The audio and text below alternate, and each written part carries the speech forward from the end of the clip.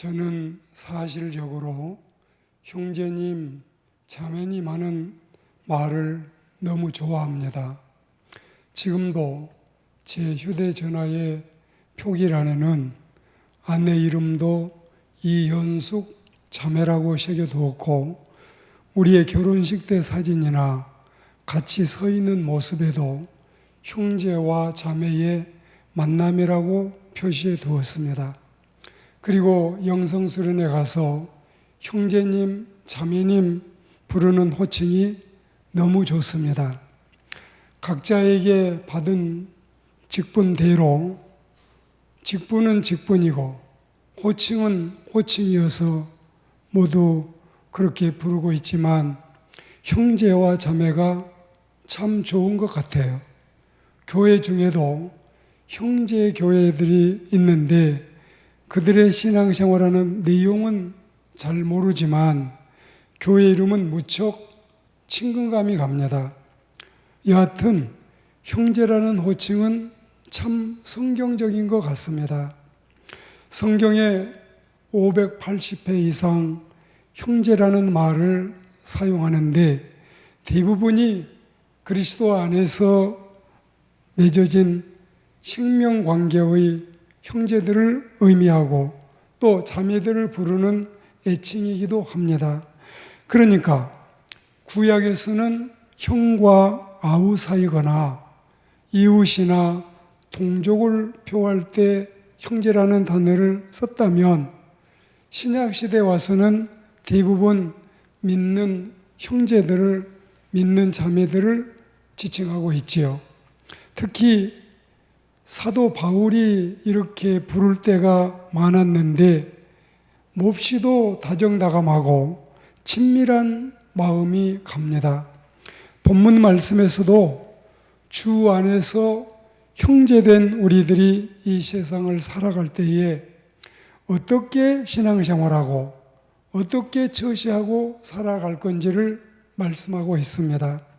그것은 세속인이 되어서 세상이라고 하는 수렁에 흠뻑 빠져 사는 것이 아니고 세상을 이탈해서 도피 생활을 하고 은둔 생활하고 입산 생활하는 이런 것도 아니고 세상 속에서 살되 하나님의 뜻을 분별해 살고 또 본이 되고 빛이 되고 덕이 되라는 하나님의 말씀인 것입니다. 즉 모델이 되고 귀감이 되고 그리고 등불이 되고 미랄이 되고 소금이 되고 누군가에게 멘토가 되고 선한 영향력을 끼치는 신실한 크리스천이 되라는 권면의 말씀인 것입니다. 특히 가치관이 허물어지고 윤리도덕이 몰락한 오늘 같은 난시에 하나님이 요구하시는 삶이 무엇인지를 제시해 줍니다. 우리 이 시간에 가슴 깊이 새겨 듣고 신령하고 경건한 형제와 자매들이 되어야 하겠습니다. 첫째로, 그러므로 형제들아 너희 몸을 산 제물로 드리라 이렇게 말씀했는데 형제들이여, 그러므로 사랑하는 형제들이여, 내가 자비하신 하나님의 이름으로 여러분을 권합니다. 그러면서 신신당부하기를 여러분의 몸을 하나님이 기뻐하시는 거룩한 살아있는 제물로 드리십시오. 이것이야말로 여러분이 마땅히 드려야 할 영적인 예배입니다. 이렇게 하나님의 뜻을 전하고 있습니다. 우리가 이 말씀을 따라 살아야 하겠어요. 그래야 하나님께서 기뻐하시고 그래야 하나님이 영광을 받으십니다.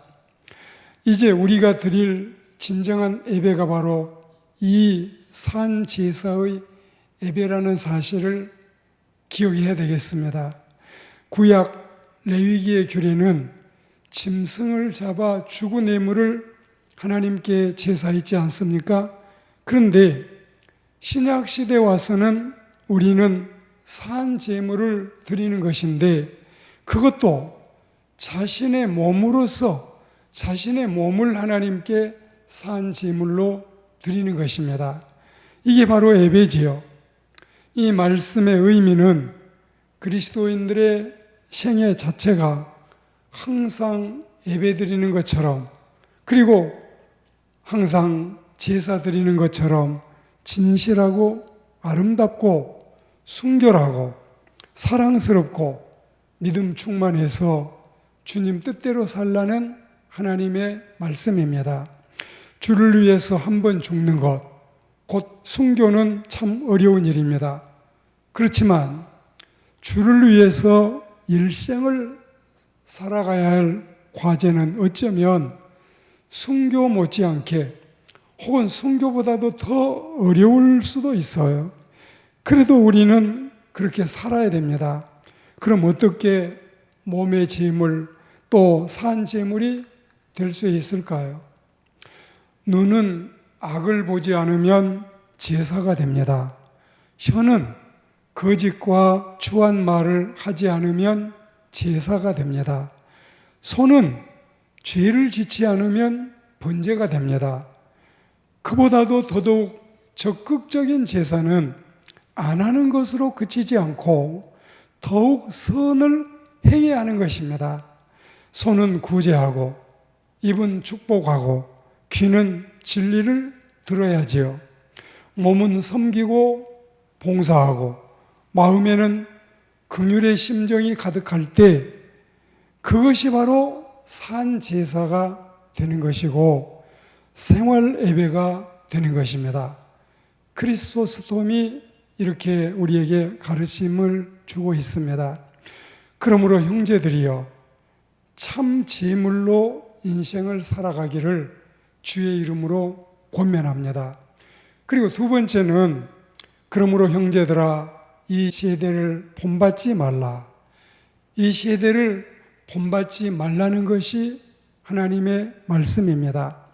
세대 이 아이오는 시간적인 세상을 말하고, 그리고 세상 코스모스는 땅이나 사람이 사는 곳이라는 뜻이지요.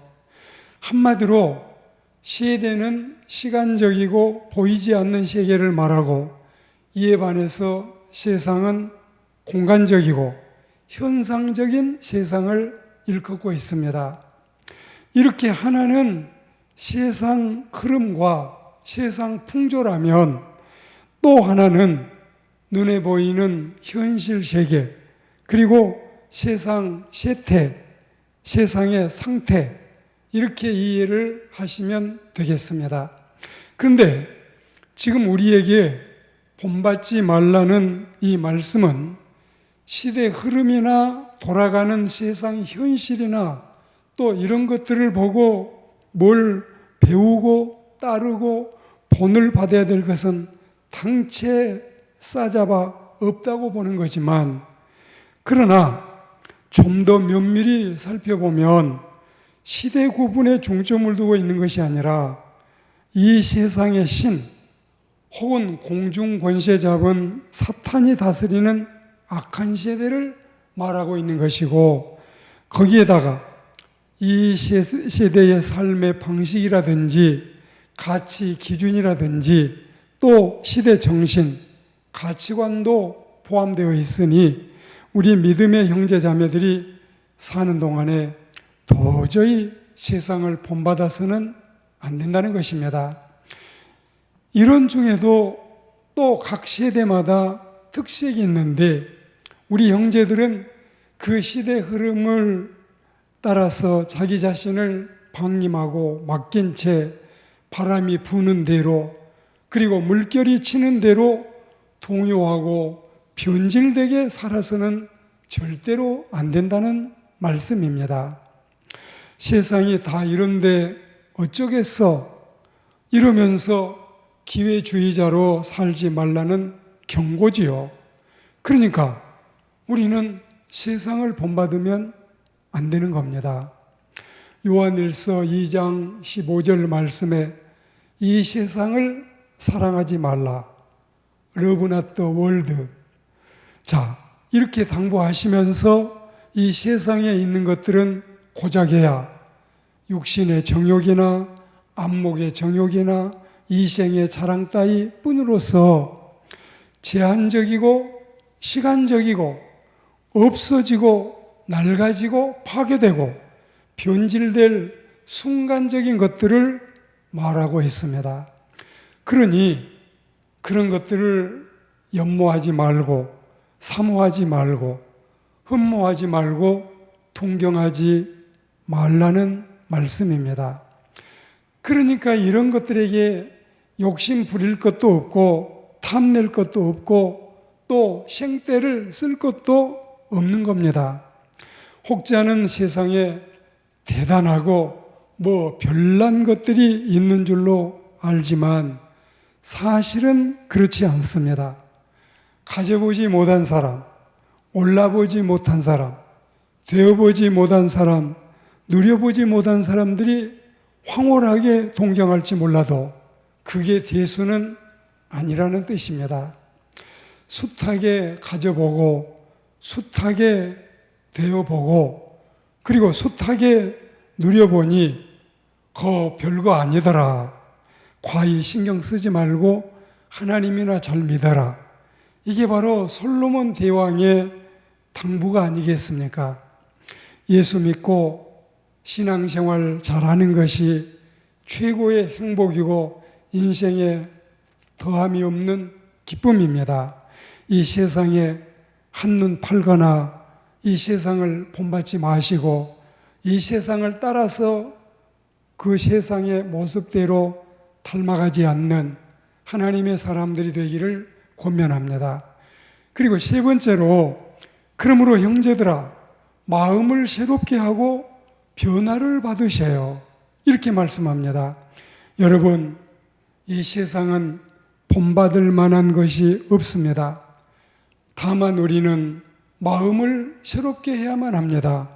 내가 하나님의 자녀로서 주 안에서 형제와 자매된 자로서 주 하나님의 뜻대로 살지 못하고 있다면 다시금 깊이 깨닫고 새롭게 변화를 받아서 마음을 다시 고쳐먹지 않으면 안 되는 것입니다.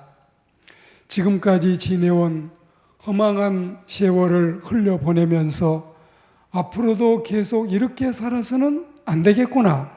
신앙도 재정비하고 등에 기름도 가득 만땅 채우고 신랑 맞이할 세마포 예복도 갈아입고 주일도 잘 지키고 드리는 삶도 잘하고 봉사도 잘해야 되지 않겠습니까? 아직까지 못 끊었던 것은 이제는 끊고 아직까지 버리지 못한 것을 이제는 버려야 되지 않겠습니까? 마음을 새롭게 합시다. 생활의 변화를 받읍시다.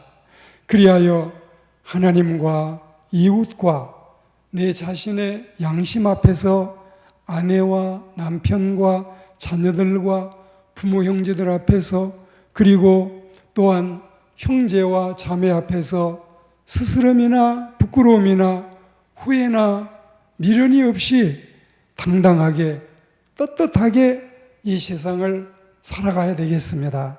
새 마음, 새 기분, 새 정신, 새 각오, 새 다짐으로 새롭게 태어나는 새로운 피조물들이 되기를 주의 이름으로 권면합니다. 마지막으로 한 가지 더 말씀을 드리자면 그러므로 형제들아 주님 뜻대로 살아가자. 이것이 피의 복음, 생명의 복음, 하늘 복음의 메시지의 결론입니다. 지금까지 우리가 죄의 누더기를 걸치고 어둠의 자식들과 한데 어울려서 그들과 희노애락을 같이 하고 그들과 동일한 스타일로 살고 그들과 별다르지 않는 대동소이한 모습으로 살아왔다면 반성하십시오. 고쳐야 됩니다. 이제는 이 모든 것을 다 던져버리고 마음을 새롭게 하여 그리고 마음의 변화를 받아 새로운 피조물로서 살아가는 것입니다. 우리 마음 속에는 세상을 본받으려는 육신의 욕망이 있고 주님의 십자가를 바라보고 따라가려는 성령의 뜻이 있습니다. 그리고 이 둘은 항상 싸우고 있지요. 내 마음속에는 회개하고 새롭게 살라는 성령님의 감동하심과 세상 주염 열매로 만족하고 살아가는 악마의 지령이 동시에 도달하고 있습니다. 세상을 따르자니 예수님이 울고 예수님을 따르자니 세상이 울고 있네요. 자, 이때 우리는 누구를 울려야 될까요? 누구를 웃게 해야 될까요? 당연히 우리는 세상이 울도록 버려두고 주님이 웃으시는 은혜로운 하나님의 백성들이 되어야 되겠습니다.